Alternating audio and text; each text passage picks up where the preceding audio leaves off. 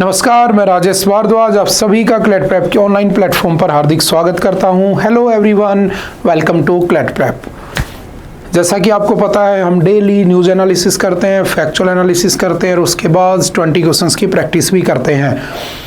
और उसके बाद हम हर वीक लास्ट में एक वीकली रैपअप भी करते हैं, यानी कि हमने जो वीक में जो न्यूज़ पढ़ी होती हैं, जो हमने एडिटोरियल्स पढ़े होते हैं, उनका हम एक साथ रिवीजन कर लेते हैं। ठीक है, और उस रिवीजन क्लास में हम जस्ट उसको एज ए रिवीजन ही क्विक उसको पास ऑन कर जाते हैं। ठीक है, उसका जो डिटेल्ड एनालिसिस है वो उस डे को सेम डे को हो चुका होता है। ठीक है, तो चलिए एज ए रिवीजन पर्पज हम इसको आज इस वीकली रैपअप को स्टार्ट करते हैं, जो कि आपका 9th ऑफ द जून से लेकर 14th ऑफ द जून 2025 तक की इंपॉर्टेंट न्यूज़ को कवर करता है। ठीक है, उसकी जो मेन एडिटोरियल्स हैं उसके लिए सेम डे के न्यूज़ एनालिसिस को आप लोग एक्सेस कर सकते हो। ठीक है, उसके साथ साथ अगर आपको क्विक रिवीजन करना है तो आप ये रैपअप वीडियोस देख सकते हो। तो चलिए स्टार्ट करते हैं। The census and the remaking of A people. देखो, जो सेंसस वाली न्यूज़ है काफ़ी टाइम से चली आ रही है ना, कि जो नॉर्थ एंड साउथ है they are fighting over the census. ठीक है, डिलिमिटेशन पे लड़ाई चल रही है, फाइनेंस कमीशन के एलोकेशन होता है मनी का, उस पर बहस चल रही है नॉर्थ एंड साउथ के बीच में। लैंग्वेज को लेकर है ना, नेशनल एजुकेशन पॉलिसी को लेकर वहाँ पर डिबेट चल रही है, उनके बीच में डिस्प्यूट चल रहे हैं। तो now north and south basically fighting over some issues. ठीक है, जिसमें एक आता है आपका कौन सा, आपका सेंसस। ठीक है, सेंसस क्या होगा याद रखना, सेंसस होता है जनगणना। ठीक है, जनगणना यानी कि लोगों को गिनना। तो पहली बार सेंसस कब हुआ था, तो सिंपल याद रखना, फर्स्ट सेंसस जो हुआ था, ठीक है, वो हुआ था 1872 में। करवाया किसने था, तो उस समय हमारे वाइसराय होते थे लॉर्ड मयो। ठीक है, लेकिन ये हम इसका क्या मानते हैं, अनऑफिशियल, इसको ऑफिशियली नहीं माना जाता है। ठीक है, तो पहला ऑफिशियल कब हुआ था, तो याद रखना 1881 में। करने वाले कौन थे, तो लॉर्ड रिपन। ठीक है, इन्हीं को father of local self government भी कह देते हैं। और उसके बाद से हर 10 साल में क्या होता है, सेंसस होता है। लास्ट सेंसस कब हुआ था, तो लास्ट सेंसस हुआ था 2011 में। उससे पहले कास्ट सेंसस लास्ट कब हुआ था, 1931 में। 2011 में कास्ट सेंसस हुआ था, बट उसका डाटा पब्लिश नहीं हुआ था। ठीक है, तो अब वक्त आ चुका है कि हमें क्या कर लेना चाहिए, सेंसस कर लेना चाहिए। लेकिन प्रॉब्लम क्या है कि जब फाइनेंस कमीशन, याद रखना फाइनेंस कमीशन एक कॉन्स्टिट्यूशनल बॉडी है जिसका आर्टिकल है 280। ठीक है, जिसमें 1+4 का स्ट्रक्चर होता है। एक होता है चीफ फाइनेंशियल कमिश्नर। जो चीफ फाइनेंशियल कमिश्नर होता है CFC, वो लोग क्या करते हैं, पैसे को रीअलोकेट करते हैं। तो 15th फाइनेंस कमीशन अभी चल रहा है जिसका नाम है NK Singh. 16th finance commission 2026 से चलेगा, अरविंद पनघड़िया। ठीक है, तो इस 15th फाइनेंस कमीशन में रिकमेंडेड है कि आपको 41% तक क्या देना है, पैसा रीएलोकेट करना है। लेकिन ये 42 तक ये करता 41 ही है। तो साउथ वाले चाहते हैं कि इसको बढ़ाकर कितना कर दिया जाए, 50% कर दिया जाए कम से कम, लेकिन ऐसा नहीं हो रहा है। ठीक है, तो जब सेंसस होगा तो पॉपुलेशन किसकी ज़्यादा निकलेगी, नॉर्थ की। साउथ की पॉपुलेशन कम हो गई थी। ठीक है, उन्होंने कंट्रोल किया, पॉपुलेशन नहीं बढ़ाई। तो जब सेंसस आएगा तो पैसा ज़्यादा किसको मिलेगा, जिसकी पॉपुलेशन जा रही है। तो कहा गया कि जो स्ट्रोंगर इकोनॉमी है साउथ इंडिया, उसमें लो बर्थ रेट है, लेकिन जो वीकर इकोनॉमी है, लोअर इकोनॉमी है, उसमें बर्थ रेट ज़्यादा है। जबकि ऐसा नहीं होना चाहिए, है ना। तो उनको भी सारे रिसोर्सेज का अवेलेबिलिटी होनी चाहिए। जब प्रेसिडेंट का इलेक्शन होता है, हेड ऑफ द नेशन का, तो उसमें मेंबर ऑफ पार्लियामेंट और मेंबर ऑफ लेजिस्लेटिव असेंबलीज के वोट की वैल्यू को काउंट किया जाता है, जो कि सीधा सीधा डिपेंड करती है किसकी, स्टेट की पॉपुलेशन पे। तो जिस स्टेट की पॉपुलेशन ज़्यादा होगी वहाँ का रिप्रेजेंटेशन ज़्यादा होगा, जिस स्टेट की पॉपुलेशन कम होगी वहाँ का कम होगा। तो साउथ इंडिया में पॉपुलेशन कम है लेकिन वो हायर इकोनॉमी जनरेट करते हैं, तो भी उनका रिप्रेजेंटेशन नहीं है। और नॉर्थ इंडिया वाले स्टेट है जैसे यूपी, बिहार, ये हो गए, इनका इकोनॉमी बहुत लोअर है लेकिन इनका प्रेजेंटेशन ज़्यादा हो जाएगा। तो बस इसी बात का उसके बीच में क्या चल रहा है, इशू चल रहा है। ठीक है, इसको हमने अच्छे से पढ़ भी लिया था। और कहा गया था 2027 में सेंसस कराएंगे। उसके बाद जो 106 कॉन्स्टिट्यूशनल अमेंडमेंट हुआ था 2023 में, जिसमें कहा गया था कि जो वुमेन रिजर्वेशन है लोकसभा और स्टेट लेजिस्लेटिव असेंबलीज के अंदर, ठीक है, यानी कि विधानसभा में, उसको कितना कर दिया जाएगा, 33%। और वो हम कब करेंगे, 2029 के इलेक्शन में। ठीक है, या नेक्स्ट सेंसस के बाद। तो नेक्स्ट सेंसस अब हो जाएगा 2021 में होना था, ड्यू टू कोविड हुआ नहीं था, अब 2027 में करा के 2029 वाले इलेक्शन में वो 106 कॉन्स्टिट्यूशनल अमेंडमेंट को भी क्या कर देंगे, इनेक्ट कर देंगे। ये सारी बातें इसमें लिखी गई हैं। वन नेशन वन इलेक्शन का भी कॉन्सेप्ट चल रहा है, ठीक है। वन नेशन वन इलेक्शन के उसमें बेसिकली जो रामनाथ कोविंद कमेटी है वो स्टेट टू स्टेट विजिट कर रही है। उसके बाद हो सकता है 2029 से वन नेशन वन इलेक्शन भी इंप्लीमेंट कर दिया जाए, ठीक है। सिंपल सा याद रखना। ईवी, ठीक है, ईवीएम की बात हो रही है, वीवीपैट की बात हो रही है, इलेक्शन कमीशन ऑफ इंडिया की बात हो रही है, ठीक है, कि ये सारे के सारे क्या करेंगे। ओके, नेक्स्ट कौन सा है, election commission of India must address legitimate concerns about voter rolls transparency. ये भी हमने डिस्कस किया था कि जो राहुल गांधी हैं उन्होंने कुछ क्वेश्चन पूछे सरकार से कि तुमने फॉर्म 17C को क्यों ख़त्म कर दिया, जो ये कहता था कि पोलिंग बूथ पर जो CCTV कैमराज लगे हुए थे उसका एक्सेस कोई भी इंडिविजुअल कर सकता था।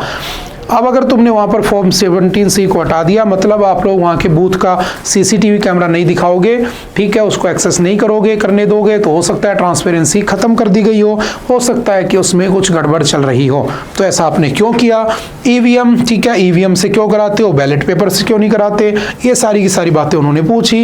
इलेक्शन कमीशन ऑफ इंडिया के ऊपर पहले से ही आपने पता होगा एलिगेशंस लगते रहते हैं, दुनिया भर में बातें होती रहती हैं, ठीक है, कि वो करप्ट हो चुका है भारत का, क्योंकि उसका जो चीफ इलेक्शन कमिश्नर है उसकी अपॉइंटमेंट पहले प्राइम मिनिस्टर करते थे, CGI करता था और लीडर ऑफ अपोजिशन करता था।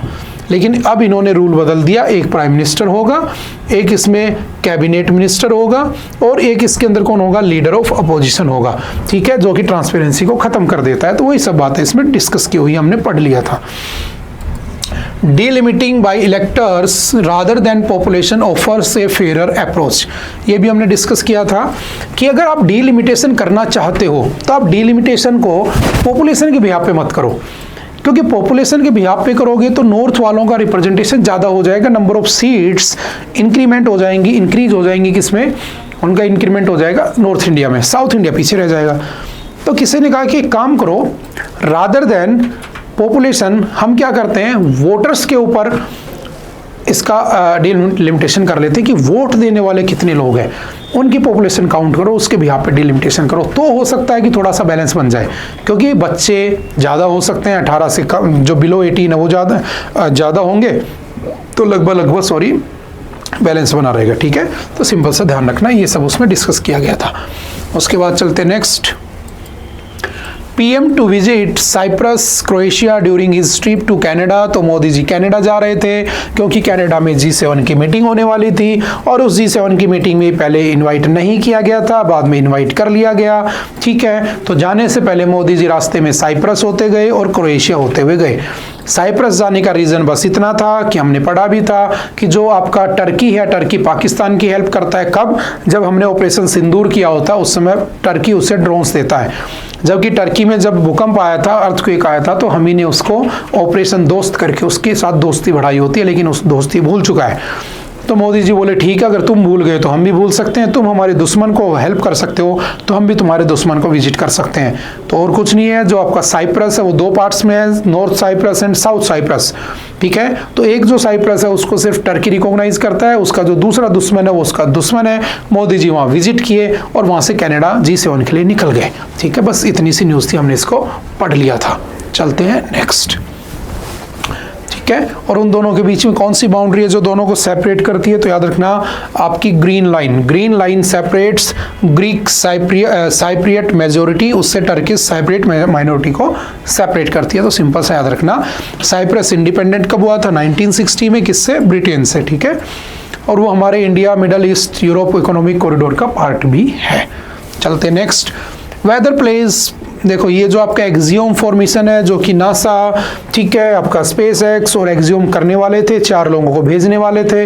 इंडिया ने भी हमारे शुभांशु शुक्ला को भेजना चाहा, ताकि जब वो वापस आ जाएं तो उनका एक्सपीरियंस जो रहेगा 14 डेज का स्पेस में काम करने का, हम उसको यूज करेंगे किसके अंदर, गगनयान मिशन में। बट वो उस दिन डिले हो गया, उसके बाद फिर डिले हो गया।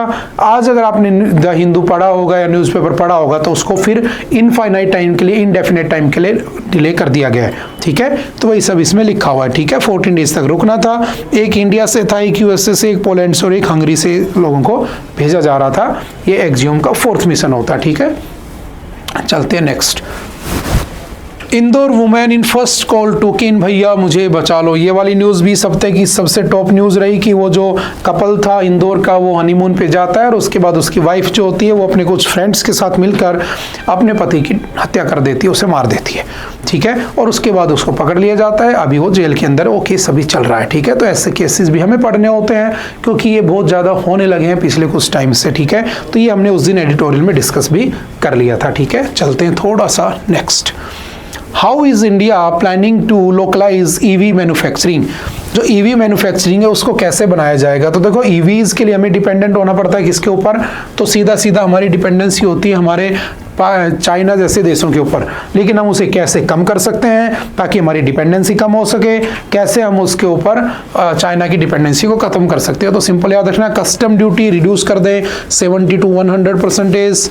तो इसको अगर 15% पे कर दें तो हो सकता है कि जो इलेक्ट्रिक 4 व्हीलर्स हैं वो ज़्यादा से ज़्यादा किसके ऊपर बनने लगे, ईवी पे बनने लगे, ठीक है। जो व्हीकल्स हैं $35,000 या उससे ज़्यादा के, उसको 5 ईयर के पीरियड के लिए उसको लोगों को दे दिया जाए, उसकी सर्विस वगैरह फ्री कर दी जाए, ठीक है। लगभग 4150 करोड़ रुपए 3 साल के अंदर हमें क्या करना होगा, मैन्युफैक्चरिंग में इन्वेस्ट करना होगा, ठीक है। डोमेस्टिक वैल्यू एडिशन टारगेट होना चाहिए 25% of the manufacturing to be local in 3 years and 50% in the 5 years। आने वाले 3 सालों में 25% मैन्युफैक्चरिंग लोकल होनी चाहिए और 5 सालों में उसे 50% कर देना चाहिए। अगर हम इतना कर पाते हैं तो हम क्या करेंगे, उसकी डिपेंडेंसी को खत्म कर पाएंगे, ठीक है। और ईवी को बूस्ट करने का रीजन बस इतना है कि उससे क्या होगा, कार्बन एमिशंस का जो टारगेट ईयर है हम उसे अचीव कर पाएंगे। आपने एक स्कीम पढ़ी होगी, जो आपकी यहाँ पर एक स्कीम आती है बेसिकली फेज करके, ठीक है। वो इसीलिए लाई गई थी ताकि किसको क्या, उसका फेज 2 आता है बेसिकली ना, वो इसीलिए लाया गया था ताकि जो आपकी 2 व्हीकल्स है उसका मैक्सिमम क्या किया जा सके, यूज किया जा सके, ठीक है। तो सिंपल से वो हमने डिस्कस कर लिए थे उस दिन। चलते हैं नेक्स्ट। AI फ्लाइट विद जो आपकी एयर इंडिया फ्लाइट है वो आपकी वहाँ पर टकरा जाती है कि इसके अंदर एक हॉस्टल के मेस में, ठीक है। और इसके अंदर लगभग 270+ मेंबर्स अभी तक मारे जा चुके हैं, ऐसा न्यूज़ निकल के आ रही है, ठीक है। इसमें टोटल 242 पैसेंजर्स थे, एक जिंदा बच जाता है, ठीक है। 10 क्रू मेंबर्स थे और बाकी कुछ हॉस्टल के स्टूडेंट मारे जाते हैं, MBBS के जो हॉस्टल बना हुआ था, कुछ लोकल लोग भी मारे जाते हैं, ठीक है। और ये वाली न्यूज़ हमने अच्छे से डिस्कस कर ली थी। उसका जो बैग है इसका प्लेन का, इसके अंदर क्या था, ब्लैक बॉक्स, वो भी वहाँ से रिट्रीव कर लिया गया है। अब हमें पता लग जाएगा कि उसके होने का रीज़न क्या था, टेक्निकल फेलियर था या कोई पक्षी या वर्ड उसमें टकरा गया था, ठीक है। तो 2-4 बातें हमने अच्छे से 2 दिन से ही डिस्कस की हैं। चलते हैं नेक्स्ट। और उसके अंदर जो गुजरात के एक्स CM थे, है ना, उनकी भी क्या हो गई, डेथ हो गई, ठीक है। बहुत सारे लोग थे, ठीक है, सबकी अपनी अपनी अलग अलग कहानियां हैं, लेकिन जो भी हुआ बहुत ही अच्छा नहीं हुआ बेसिकली, है ना, बहुत ही बुरी ट्रेजेडी होती है, ठीक है। चलते हैं next. India marks a relative decline in the gender parity, ranks 131 world wide. जो इंडिया है उसकी जो जेंडर पैरिटी है, जेंडर गैप है, उसमें रैंक कितनी है, तो याद रखना 131, ठीक है। इंडिया 131 पे है, पहले नंबर पे आइसलैंड है, उसके बाद फिनलैंड है, ठीक है। ये हमारे जेंडर गैप को दिखाता है, ठीक है। और जो जेंडर गैप है वो कौन रिपोर्ट प्रेजेंट करता है, तो याद रखना WEF, world economic form.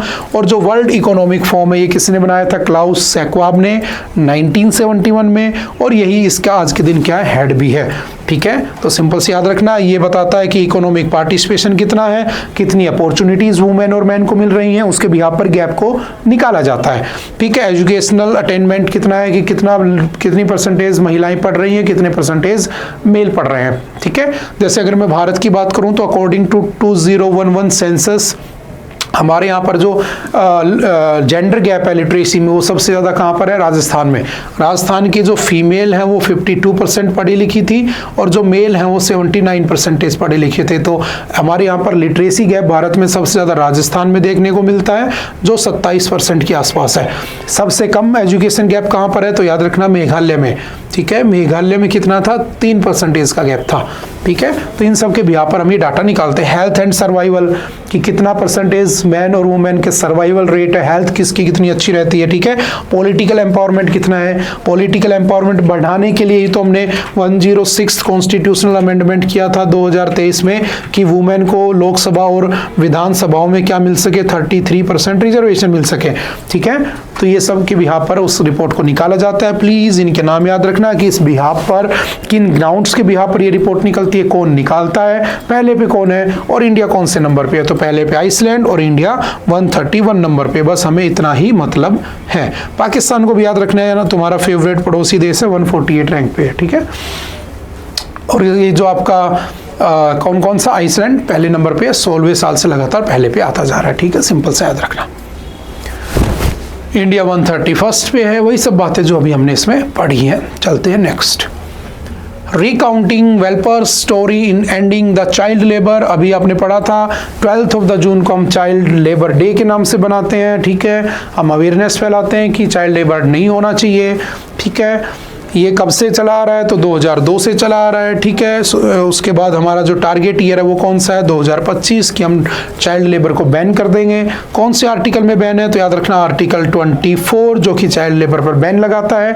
0 to 14 year तक के जो भी बच्चे होते हैं उनसे आप किसी भी तरह का हजार्डियस कंडीशंस में काम नहीं करवा सकते हैं, ठीक है, ये उसमें बैन रखा गया है। और ये तुम्हारा फंडामेंटल राइट भी है, राइट अगेंस्ट एक्सप्लॉयटेशन, जिसमें आर्टिकल आपका 23 और 24 आता है। 23 आर्टिकल आपका बात करता है फिजिकल एक्सप्लॉयटेशन की, मेंटल एक्सप्लॉयटेशन की, एक्सप्लॉयटेशन को बैन करता है। जैसे हमने पढ़ा भी था कि इसमें जैसे बेगार प्रथा होती थी राजस्थान की, वो बैन कर दी गई थी, है ना, किसी तरह का एक्सप्लॉयटेशन नहीं होना चाहिए, ठीक है। ह्यूमन ट्रैफिकिंग भी उसमें बैन होता है, ठीक है। तो 12 जून को क्या था, चाइल्ड लेबर डे था, ठीक है। सबसे ज़्यादा बच्चे काम करते हैं Africa, Asia and Pacific region में। चाइल्ड लेबर एक्ट कब आया था, 1986 में। It was later amended in 2016, जिसमें 14 to 18 ईयर तक के बच्चों को भी एड ऑन कर दिया गया था। चलते हैं next. India unlikely to ratify high seas treaty, हमने ये भी पढ़ा था। जैसे कॉन्फ्रेंस ऑफ पार्टीज होती हैं, सिमिलरली वैसे ही जैसे COP इस बार 29 हो रही है, किसके ऊपर, अर्थ को सेव करने के लिए, बाकू अजरबैजान में। सिमिलरली ध्यान रखना हमारी COP फर्स्ट कराने की बात हो रही है, किसको, हाई सीज ट्रीटी के ऊपर।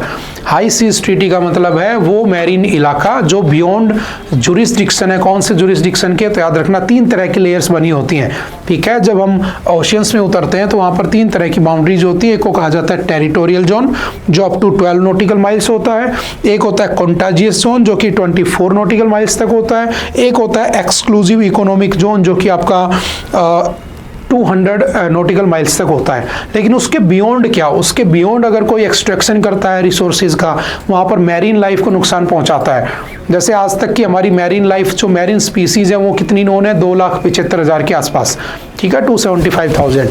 लेकिन हो सकता है उससे ज़्यादा हो सकता है वहाँ पे हंटिंग हो जाए, अगर तुम वहाँ पे नेचुरल रिसोर्सेज का एक्सट्रैक्शन करते हो तो उनका नुकसान हो जाए, ठीक है। तो उसको बचाने के लिए क्या हो रही है, हाई सीज ट्रीटी, ठीक है, हमने अच्छे से डिस्कस कर ली थी उस समय। चलते हैं next. Okay, black box recovered from the roof of the hostel, ठीक है, ये ब्लैक बॉक्स निकाल लिया गया वहाँ से। एक्चुअल में ब्लैक बॉक्स ब्लैक नहीं होता है, वो कैसे रंग का होता है, ऑरेंज कलर का होता है, ठीक है। उससे हमें 2-3 तरह की इंफॉर्मेशन मिलती हैं कि जो एक्चुअल में वहाँ पर इंसिडेंट हुआ था वो उसमें हुआ क्या था। तो उसमें एक FDR होता है, फ्लाइट डाटा रिकॉर्डर, एक उसमें कॉकपिट वॉइस रिकॉर्डर होता है CVR, एक होता है FDR, ठीक है। सिंपल से याद रखना है। इस सबसे पहले डेविड वारेन ने ढूंढा था, ऑस्ट्रेलिया के साइंटिस्ट थे। इसमें किस एल्टीट्यूड पर था, कितनी स्पीड थी, इंजन के क्या डाटा थे, ऐसे इस 80+ डाटाज वो हमें बताता है, ठीक है। चलते हैं नेक्स्ट। किसका बना होता है, स्टील और टाइटेनियम का। किसी भी सिनेरियो में वो खत्म नहीं होता है, आप उससे डाटा निकाल सकते हैं, ठीक है। चलते हैं नेक्स्ट, जैसा फोटो में लगा हुआ है। ईरान से इजराइल अटैक डिक्लेरेशन, ठीक है, ये भी हमने पढ़ा था अच्छे से कि ईरान ने इजराइल पे अटैक कर दिया, इजराइल ने ईरान पे अटैक कर दिया और दोबारा से वो लड़ाई तेज हो चुकी है जो 3 साल से चली आ रही थी। अभी तक ईरान लड़ रहा था प्रॉक्सी ग्रुप्स के सहारे, यानी कि हिजबुल्लाह 1982, लेबनान, हाउदी, है ना, और जो आपके हमास, इनके बिहार पर। लेकिन अब डायरेक्ट लड़ाई शुरू हो चुकी है। उन्होंने, इजराइल ने ईरान के न्यूक्लियर साइट्स पर अटैक कर दिया, बदले में ईरान ने भी इजराइल के ऊपर कल रात को अटैक कर दिया था, ठीक है। तो वही सब न्यूज़ बनी हुई है। देखते हैं आगे होता क्या है इसमें, कौन सी जगह थी वो, तो नाम याद रखना, नतान्स, ठीक है। चलते हैं नेक्स्ट।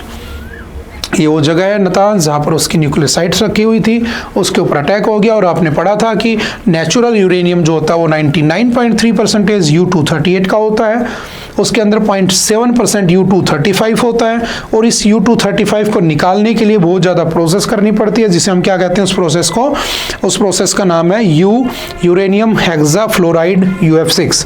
और इसको करने के लिए बहुत एक्सट्रैक्शन करना पड़ता है, कॉम्प्लेक्स प्रोसेस होती है। उसके बाद आपको U-235 मिलता है और इस U-235 को यूज करते हो आप किसमें, न्यूक्लियर चेन रिएक्शन में, यानी कि वेपन्स में। और वेपन बनाने में 90% याद रखना यूरेनियम नहीं होता है नेचुरल, उसमें से एक्सट्रैक्ट किया हुआ यूरेनियम 235 उसमें यूज होता है, ठीक है, जो उसके अंदर यूज किया जाता है। तो अभी ये न्यूज में भी है, कौन सा, यूरेनियम, ईरान, इजराइल अभी चल रहा है, कंटिन्यू रहेगा। जब इसका कुछ रिजल्ट निकलेगा तो हम इसको दोबारा से एक MIT में पढ़ लेंगे, हालांकि एक MIT हमने पहले से अपलोड की हुई है। ओके, आई थिंक आज के लिए इतना ही था। आई होप कि आपको बातें समझ में आई होंगी। फिर भी अगर कोई डाउट रहता है तो आप आकर पूछ सकते हो, मिल सकते हो। ओके, बाय बाय, मिलते हैं दोबारा फिर कभी। Thank you, have a nice day.